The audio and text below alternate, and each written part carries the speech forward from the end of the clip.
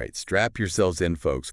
We're diving deep today to the Singapore stock market. We're going to break down reports on 5 big companies. And, well, I always say, you got to find the story behind the numbers, right? Absolutely. You got to look beyond just the surface level stuff. Exactly. So first off, the STI. Just Straits Times Index. The Straits Times Index, thank you, is up overall, which, generally a good sign. Yeah, generally good. Yeah.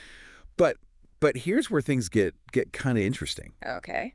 Some individual companies, they're telling a bit of a different story. Right. Yeah, let's unpack that. Yeah, let's unpack it. So first up, let's talk about a company, well, pretty much everyone in Singapore knows. I mean, the Singapore Airlines. SIA. Now they just came out and said, hey, our net profit is down 59% for the second quarter. Wow, that's pretty dramatic. It sounds kind of dramatic, right? It does. But before we hit that panic button, got to remember, profit. It's not the whole picture. SIA actually saw a slight increase in revenue. Wait. So profit is down, but revenue's up. Revenue's up. How does that even? I mean, it's like you sell more tickets, right. But you end up with less money. Less money in the bank, right? Yeah. And that's why we're here, right? We're going to break it down. Please. So think of it this way. SIA's costs went up a bit, maybe because of those fuel prices, They're always fluctuating. Right. Or maybe increased competition. Yeah. From those budget airlines. And that eats into their profit margin, even with more tickets sold. Right. Okay. So higher expenses, even if you're selling more, exactly, can really hit those profits. Exactly. And there's another piece to this puzzle. Okay. SIA, they earned less from their investments this quarter. It's like that side hustle you had, that just didn't bring in as much. Right. Less cash than you expected. Less money from those side investments. Okay. SIA's stock price. Yeah. It actually dipped. It dipped a little bit before this profit announcement. Huh. That's interesting. So what's going on there? I think that's the market whispering secrets. Whispering secrets. Yeah. Sometimes investors, they can anticipate news. Maybe through industry trends or even, shall we say, well-placed rumor. Right. And that anticipation can cause stock prices to move, even before the official announcement. So it's like you walk into a surprise party. Yeah. And you just know something's going to happen. Exactly. And that brings us to a question for you. All right. Is this profit drop, is it a sign of trouble for SIA or just a bump in the road? Especially since their revenue is still growing. Yeah, that's a good question. Definitely something to think about as we continue our deep dive. Yeah, lots to consider. All right. Let's shift gears a little bit and talk about Semcorp Industries. Okay. Yeah. Now, they've been making headlines with their plan to sell off. To sell off. Yeah, a subsidiary. Subsidiary. Called Semcorp Environment. Semcorp Environment, all right? So we're not talking chump change here. No. It's a hefty sum. Big bucks. Big bucks, yeah. $405 million.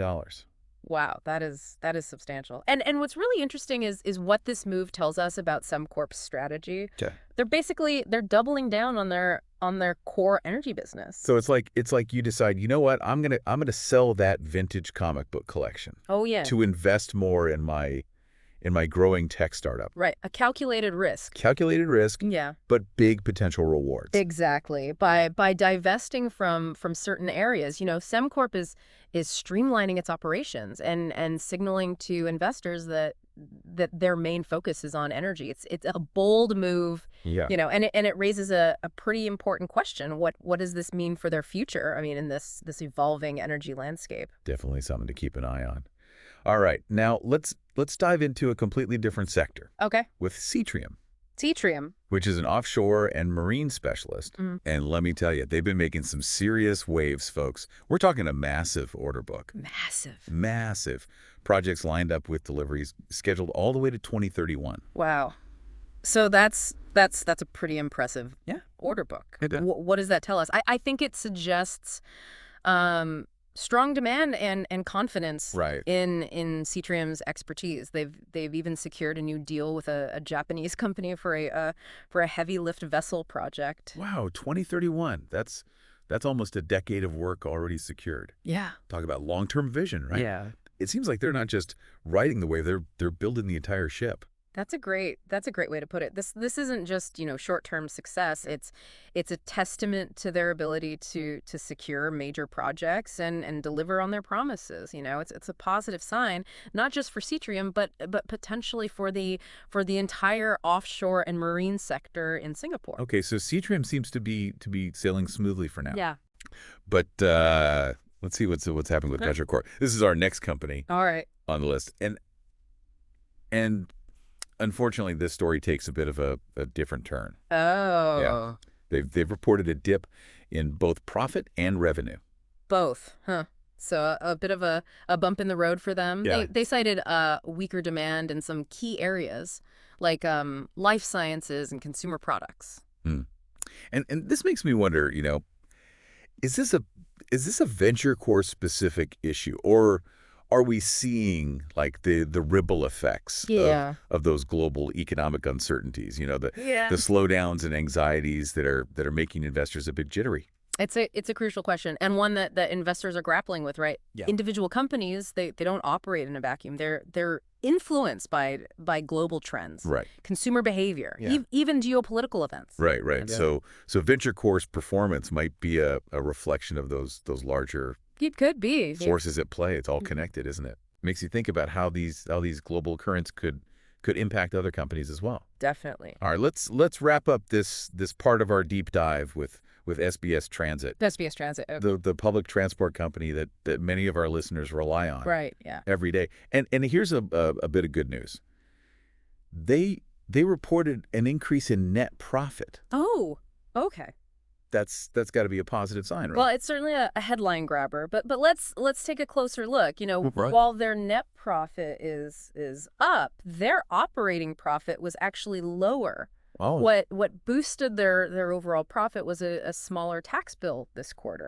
So a little bit of accounting magic A little bit, yeah. helped them out there. Yeah. But hey, a win's a win, right? Indeed. And there's more to the story. SBS, they also saw a boost in revenue thanks to higher fares and increased ridership, particularly on their rail lines. Interesting. So more people hopping on the train, even with those fare hikes. Yeah. Now that begs the question: what's driving this trend? Is it a sign of a recovering economy, a shift towards more sustainable transport options, Right. or maybe just some savvy pricing strategies from SBS? Those are all excellent questions, and they highlight the complexities we often encounter when analyzing company reports. It's not just about the numbers themselves. It's about understanding what those numbers tell us about the company, the industry, and even the broader economic landscape. Precisely. And that's what makes our deep dive so valuable. We're peeling back the layers and uncovering those hidden stories behind those financial figures. What looks like a great opportunity to one investor might seem, way too risky to another. Right, exactly. There's no magic formula. There's no crystal ball. Right. No crystal ball, unfortunately. It's all about, assessing the information that's available, Right. understanding the risks and the potential rewards, and making those informed decisions that align with your financial goals. Absolutely. Okay, let's move on to Semcorp Industries. Okay. They're selling off a subsidiary, right? To focus on their core energy business. How might this impact their attractiveness to investors?